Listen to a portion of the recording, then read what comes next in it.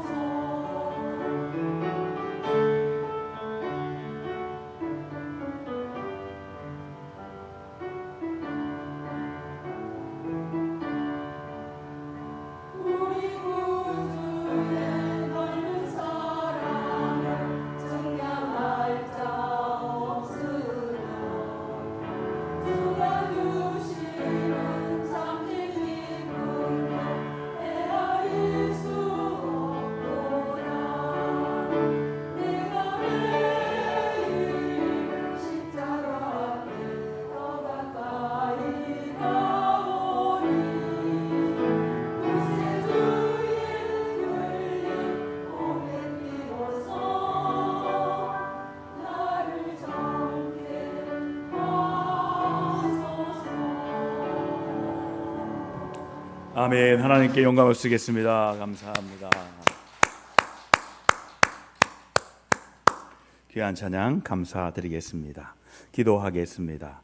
이 무더운 날 하나님께서 이 시원한 예배당으로 저희들을 인도하셔서 하나님께 기쁨을 드리는 찬양을 올려드리는 교구 식구들을 축복하시되 이 교구 모든 식구들의 가정과 삶과 자녀와 직장과 모든 일터 위에 하나님의 축복이 함께 하셔서 늘 주님이 복이 넘치는 식구들로, 자녀들로, 우리 교회로, 우리 온 식구들로 하나님께서 삼아 주옵소서. 오늘 밤에 기도할 때 모든 문제가 풀리게 하시고 의문이 사라지게 하시고 하나님께 송축하고 예비하는 귀한 시간 되게 하여 주옵소서. 복 주시는 우리 주 예수님의 이름으로 감사하며 간절히 축복하며 기도 올려드리옵나이다. 아멘. 우리 따라하겠습니다. 복 주시는 하나님께서 우리의 기도에 응답할 줄 믿습니다. 할렐루야. 오늘도 하나님께서 여러분을 향한 시선을 여러분을 향해서 기도에 응답하시고 여러분의 모든 기도가 다 상달될 줄 믿으시면 아멘합시다. 욥기의 말씀은 조금 우리가 읽기가 어렵습니다. 그래서 오늘 이제 끝나려고 하는데 36장하고 42장까지 하면 마칩니다. 특별히 욥기의 말씀은 너무너무 깊은 말씀이기 때문에 인간이 말로 언어로 설명하기 어려운 것들이 많이 있습니다. 오늘 욥기 36장, 37장은 엘리후의 셋째 연설로 하나님의 정의에 대한 둘째 변호의 이야기입니다. 이 젊은 엘리후는 죄를 교정하기 위해 고난을 주신 하나님에 대해서 변호하고 있습니다. 여러분, 오늘 말씀으로 주신 영적인 교훈들이 몇 가지가 있는데 1절에서 4절까지 이런 교훈이 있습니다. 나의 한계를 인정하는 겸손함이 있는지를 교훈 삼기를 원하신다는 거예요. 여러분, 엘리후는 하나님의 대변인을 자처합니다. 자기 생각이 먼데 하나님께 유례했고 자기 의는 하나님의 의와 동일하며 자기 의는 진실하고 완벽하다는 착각에 빠져서 하나님을 변호하려고 하고 있습니다. 여러분, 욥기에 나온 좀 어리석은 사람 중에 하나가 바로 젊은 엘리후입니다. 그래서 나중에는 하나님의 엘리후의 말은 언급도 안 해요. 거의. 왜요? 들을 가치가 없다는 것이요. 그가 갖고 있는 지혜는 하나님 보시기에 아무것도 아니라는 거예요. 그는 착각에 빠져 있어요. 자기가 하나님을 변호하겠다는 거예요. 여러분, 하나님이 허락하신 경험과 지식의 한계를 겸손히 받아들이며 내가 틀릴 수 있음을 인정하고 있는지 오늘 밤에 성령께서 지혜 주셔서 돌아보는 기도의 시간 되기를 축원합니다. 여러분, 기도할 때마다 나의 지식과 나의 경험의 한계를 겸손히 받아들이는 것이 기도의 응답이에요. 5절에 7절까지 말씀은 하나님의 섭리는 이 원리를 초월하는 교훈이라는 거예요. 여러분, 하나님의 섭리가 얼마나 깊은지 하나님이 악인을 벌하시고 의인을 보호하시는 지혜의 원리를 원칙적으로는 맞습니다. 그렇지만 이 원리보다 하나님의 섭리는 인간이 파악한 공식보다 훨씬 더 크고 위대하기에 현실에서의 예외적인 일들이 수없이 발생한다는 거예요. 하나님의 섭리를 인간의 원리로, 인간의 논리로 해석할 수가 없어요. 그래서 이 하나님의 섭리 가운데 보면 사람들이 도저히 알 수 없는 일들이 벌어지고 있다는 거예요. 욥과 같은 의인도 고난을 당하는 게 하나님의 섭리예요. 하나님의 섭리는 우리 인간의 논리와 원리로 이해할 수가 없어요. 그러므로 벌받고 있는 욥은 분명히 숨기는 죄가 있을 것이라는 논리로 귀결되는 이 젊은 엘리후의 잘못된 보응신학을 영적인 폭력으로 온다는 거예요. 여러분, 잘못된 신학이 얼마나 무서운지 아십니까?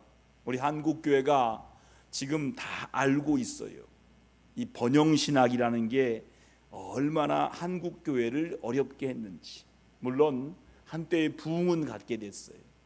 예수 믿으면 삼박자의 복을 받습니다. 그래서 건강의 복도 받고 물질의 복도 받고 자녀의 복도 받고, 그래서 한때는 80년대 이 번영신학이 한국교회 온 교회를 온통 주관했어요. 그래서 막 사람들이 복을 받기 위해서 와서 하나님 앞에 기도하여서 어떤 사람은 건강의 복을 받았다고 간증하고 어떤 분들은 자녀의 복을 받았다고 간증했는데 그 결과가 어떻게 됐습니까? 번영신학의 결과는 뭐냐면 하나님을 떠나게 됩니다. 번영신학의 결과가 뭐냐면 막 번영하다가 그냥 푹 가라앉아 버려요. 여러분, 인간은 어떤 인간이 겁니까? 건강해지면 하나님을 위해 사는 게 인간이 아니에요. 개척교회 하신 목사님들이 그러는 거예요. 병자가 와서 하나님 기도해서 나았어요. 근데 놀라운 일은 건강해지면 교회를 안 나오더래요. 또 부해지면 교회를 잘 나오느냐? 신학 아니라는 거예요. 부해지면 타락하고, 자녀가 잘 되면 자녀가 우상이 되고. 그래서 이 번영신학의 결과는 한때의 부흥을 이뤘지만 결국 그들의 삶 속에서 우상으로 판다. 여러분, 번영신학도 문제지만 오늘 보응신학도 영적인 폭력을 갖다 줍니다. 잘못된 보응신학이 고난 중에 있는 욥과 같은 사람들에게 영적인 폭력으로 느껴진 것입니다. 인과응보, 네가 지금 벌 받아서 그런 거야. 네가 죄를 지어서 지금 벌 받고 있는 거야. 이렇게 말하니까 욥과 같은 사람들이 어떻게 당합니까? 욥은 얼마나 순전한 사람이었어요. 얼마나 하나님을 잘 섬겼어요. 그런데 그 고난 속에 있는 욥에게 위로는커녕 잘못된 신학으로 계속해서 공격하니까 욥은 영적인 폭력을 느끼는 거예요. 여러분, 고난당하는 형제 자매를 정죄하지 마십시오. 이들이 하나님의 뜻을 이루도록 기도로 도우라는 교훈이에요. 고난당하는 사람에겐 기도가 필요해요. 그들에게 필요한 것은 정죄와 판단이 아니고 하나님의 뜻을 이루도록 기도로 도우라는 거예요. 죄의 길로 가다가 멸망하지 않도록 하나님은 고난을 주시고 징계를 통해 죄에서 돌이키면 회복시킨다는 엘류의 말은 딱 맞는 옳은 말이에요. 하지만 모든 고난의 이유는 죄를 지어서일 수는 없습니다. 욥의 경우처럼 교정의 목적을 뛰어넘는 하나님 나라를 위한 고난도 있다는 거예요. 하나님 나라를 위한 고난도 있다는 거예요. 다 죄를 지어서 고난당하는 건 아니라는 거예요. 여러분, 고난은 하나님의 징계라는 단순한 공식으로 형제 자매를 정죄하지 마시고 고난당하는 이들이 하나님 뜻을 이루도록 기도로 도우시기 바랍니다. 이 밤은 지금 고난 중에 있는 누군가를 위해 기도하는 중보의 밤이 되시기를 축복합니다. 여러분, 마지막 교훈 중에 하나가 옳은 말도 상처와 공허한 말이 될 수 있다는 교훈이에요. 엘리후는 고난이 좋은 거라고 좋은 말을 합니다. 고난이 유익이야. 얼마나 좋은 말입니까? 하나님의 아픔을 사용하셔서 욥을 죄에서 구원하시는 더 좋은 곳으로 인도할 거라고 그렇게 말합니다. 그러니 재물 욕심 버리고 자기 이득을 취하지 말고 고난을 회피하라는 악을 저지르지 말라라고 욥에게 충고합니다. 여러분, 죄인에게 합당한 권면이지만 죄 없는 고난받는 욥에게는 공허한 말, 상처 주는 말일 뿐입니다. 지금 욥은 죄 때문에 고난당하는 것이 아니에요. 욥 같은 의인의 고난이 구약 성경에 등장할 때 구약의 사람들은 도대체 이해할 수 없는 거예요. 신약의 예수 그리스도가 고난당하는 것을 예표한 것이 바로 욥의 고난이에요. 그래서 욥기를 읽으면 예수님이 생각나야 돼요. 예수님이 얼마나 의로우신 분이에요. 얼마나 착한 일을 많이 하셨어요. 얼마나 많은 사람 살렸어요. 얼마나 많은 사람을 치유했어요. 얼마나 많은 사람을 먹였어요. 그런데 그분의 결과는 뭡니까? 십자가에 못 박혀 돌아가시는 거예요.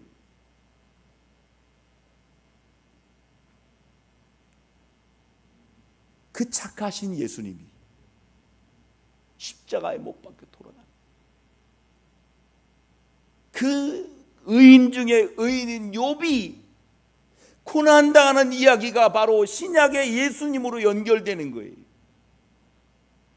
그래서 욥기를 모르면 예수님의 십자가를 알 수가 없는 거예요. 여러분, 고난의 이유를 이해하지 못해도 그 고난을 통해 이루실 하나님의 뜻을 찬양해야 한다는 교훈입니다. 엘리후는 고난을 통해 욥을 교훈하시는 하나님의 은혜를 찬양하라고 말합니다. 고난을 통해 우리를 가르치시는 하나님은 찬양해야 하지만 고난의 이유를 다 이해하지 못해도 그 고난을 통해 뜻을 이루실 하나님도 찬양해야 되는 거예요. 인간이란 존재는 고난 속에서 하나님을 만난다는 거예요. 그래서 이 고난을 통해서 하나님의 뜻을 이루실 그 하나님을 찬양하는 영적인 밤 되기를 주님의 이름으로 축원드립니다. 우리 함께 기도하실 때 우리의 지혜로 감히 측량할 수 없는 하나님의 뜻 앞에 겸손하게 송축하게 해달라고 기도하시기 바랍니다.